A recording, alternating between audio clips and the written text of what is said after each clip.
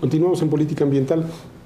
A ver, Diana, nos hablabas de un 20 minutos de ahorro en tiempo para el automovilista que llega a un destino y no tiene que dar vueltas para encontrar el lugar donde aparcar el vehículo, y una cantidad importante o muy importante de ahorro en consumo de combustible, que significa economía por un lado y reducción de la emisión de gases de efecto invernadero por el otro. ¿Cuáles son los estudios que sustentan estas cifras? De acuerdo. Existe una solicitud expresa para que se lleve a cabo la implementación de los parquímetros. Los permisionarios tienen que someter una serie de estudios. Estos estudios tienen que medir una serie de líneas base, entre ellas la parte de los beneficios de la implementación, en donde justamente se registra la ocupación de estacionamiento ilegal, el tiempo de viaje hacia estas zonas, con base en la encuesta origen-destino disponible, que es la encuesta origen-destino 2007, con ciertas actualizaciones, y esta metodología está validada y de hecho supervisada por el Instituto de Políticas para el Transporte y el Desarrollo. El ITDP es una organización de la sociedad civil que justamente para que de manera imparcial pueda emitir una opinión técnica con respecto a estos resultados. Entonces, estos estudios están validados de esta forma para garantizar justamente que los beneficios que estamos impulsando desde la política pública pues puedan ser palpables y medibles por cada una de estas zonas. Evidentemente que el beneficio en zonas que atraen más vehículos o donde hay más presión de estacionamiento, el impacto y el beneficio va a ser mucho mayor para el medio ambiente, para las comunidades, y sin duda alguna recordar que algún beneficio que estamos por medir en este momento, además, es la seguridad vial. Sabemos que en otras ciudades del mundo, como es el caso de Madrid, en donde se implementaron parquímetros en la medición antes y después de atropellamientos, hubo un 40% de reducción en atropellamientos en las colonias donde se implementaron los parquímetros. ¿Por qué? Porque justamente este orden y esta liberación de las banquetas y pasos peatonales y doble fila que hacen muy riesgoso, obligan a los peatones a caminar sobre el arroyo vehicular, pues eso pone en una situación extremadamente riesgosa para niños, mujeres, adultos mayores, la población vulnerable que transita por las colonias.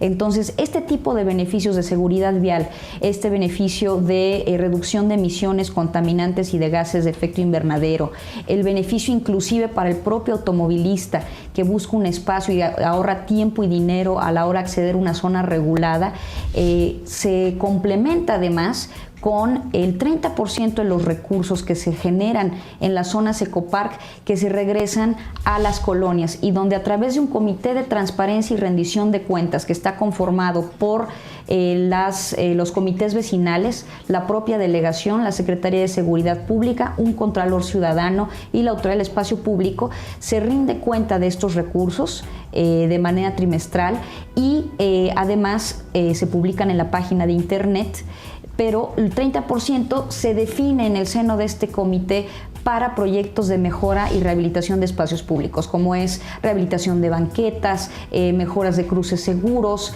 mejora de camellones y de parques y plazas en las demarcaciones. Estos beneficios los estamos empezando a ver materializados en muchas de estas colonias, recursos y proyectos que no existirían de otra forma si no fuera por el programa Ecopark, y donde los proyectos se definen en conjunto con la ciudadanía.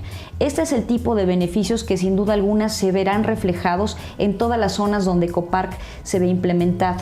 Pero el principal beneficio, hay que recordar, Alejandro, es que este orden y el garantizar además que se impulse una movilidad sustentable. ¿Por qué se impulsa la movilidad sustentable? Porque las personas que se acostumbraban a llegar a una zona regulada, no regulada por parquímetros en automóvil, no tenían un incentivo para dejar su auto en casa.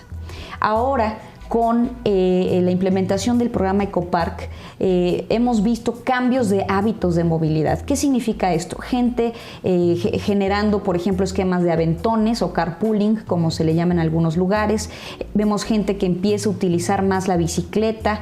De hecho, por eso el programa se acompaña del programa Ecobici a la hora de ser implementado.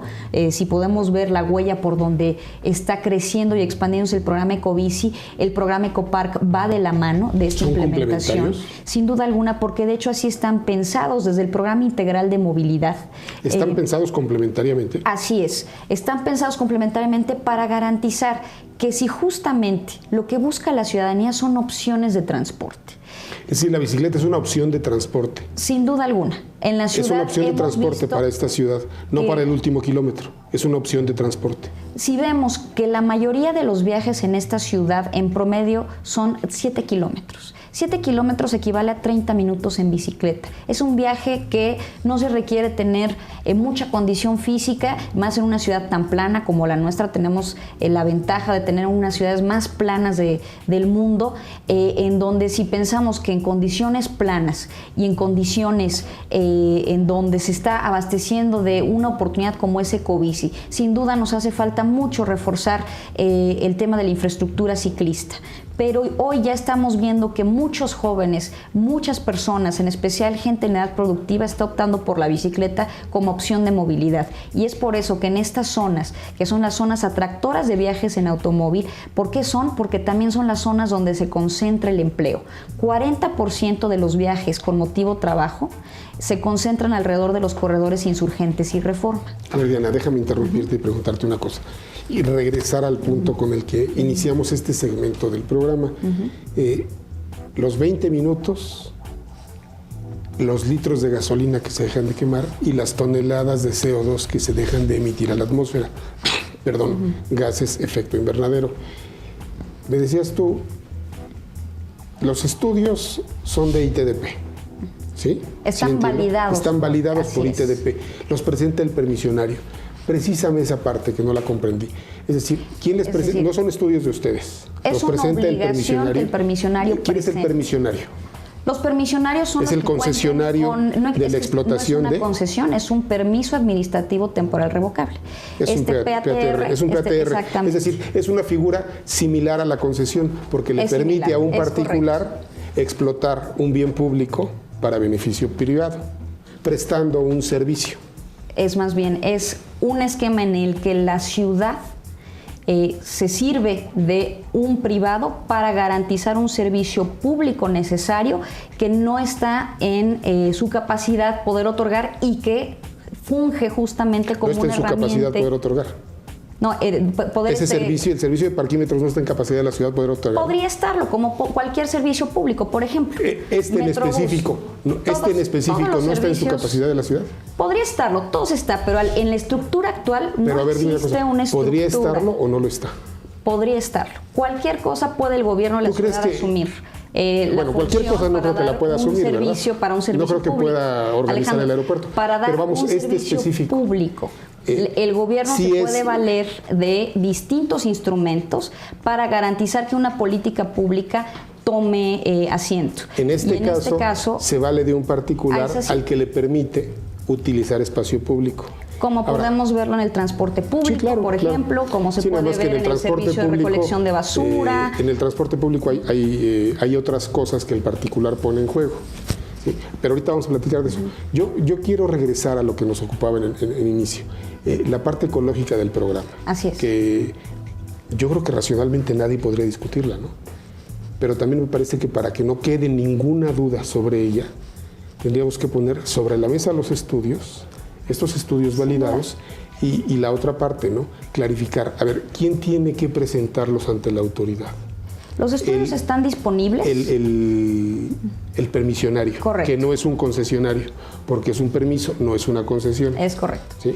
El permisionario como, a ver si entiendo bien, como requisito para que se le autorice instalar parquímetros, como uno de los requisitos, entregar estudios por que ejemplo. Son estudios hechos por quién. Esa es la parte que a mí no me queda clara, porque suena muy interesante y eso no lo voy a discutir, es más, yo lo firmo y lo acompaño contigo. Oye, te ahorras 20 minutos, que yo creo que sí se ahorran, ¿eh? Sin duda. Y además se deja de quemar gasolina. Yo creo que sí se ahorra una cantidad importante de tiempo. 20 minutos no lo sé, seguramente habrá zonas en las que sí, y creo que hay zonas en las que se ahorra 1 o 3 minutos, que también valen. ¿Cuánta gasolina dejo de quemar? Sin duda. Me parece que son argumentos sólidos, pero creo que hemos tenido tan malas experiencias con estudios de diferentes tipos para justificar programas que creo que habría que clarificar de dónde vienen, quién los hace. Ya nos dijiste, los valida ITDP, que no es una autoridad, es un instituto privado. Bueno, también nos pueden decir que los valida Mario Molina, el Centro Mario Molina, que tampoco es una autoridad, es un instituto privado y que curiosamente de repente entrega estudios, ahora sí que al tenor de quien se los pide y quien se los paga, ¿no? Y por eso también muchas veces la sociedad es poco receptiva o es poco crédula de este tipo de cosas, ¿no? Es decir, es el permisionario que no concesionario el que tiene que presentar estos estudios. Es correcto. Y ustedes son quienes imponen el requisito. Así ¿sí? es. Porque Entonces, sin duda es el estudio alguna, presentado por el permisionario el que dice, ¿te van a ahorrar 20 minutos? Este es tiempo promedio, me imagino, en todas las zonas. Sin duda alguna, no se puede establecer por cada una de las personas. No, en todas las zonas, pero sí debe haber tiempos por zona, porque yo no creo que sea lo mismo estacionarse en el centro de Coyoacán, que es un verdadero caos. Ahora, es el centro de Coyoacán, no es toda la delegación de Coyoacán. Así es. ¿Sí? No son los viveros de Coyoacán, es el centro de Coyoacán, donde está el Jardín Centenario, y estacionarse en San Pedro de los Pinos. No creo que se lleve el mismo tiempo, entendiendo que a lo mejor en ninguno de los dos casos hay inmediatamente estacionamiento. No creo que se lleve el mismo tiempo en esta zona donde está Green TV, en las Lomas de Chapultepec, o en Polanco, que en Lanzures, entendiendo que también en Lanzures hay complicación. Diana, me están haciendo señales, tenemos que ir a otra pausa. ¿Te parece? Cortamos, regresamos aquí donde retomamos la conversación, aquí donde la dejamos. Esto es Política Ambiental, no le cambien, enseguida estamos de vuelta.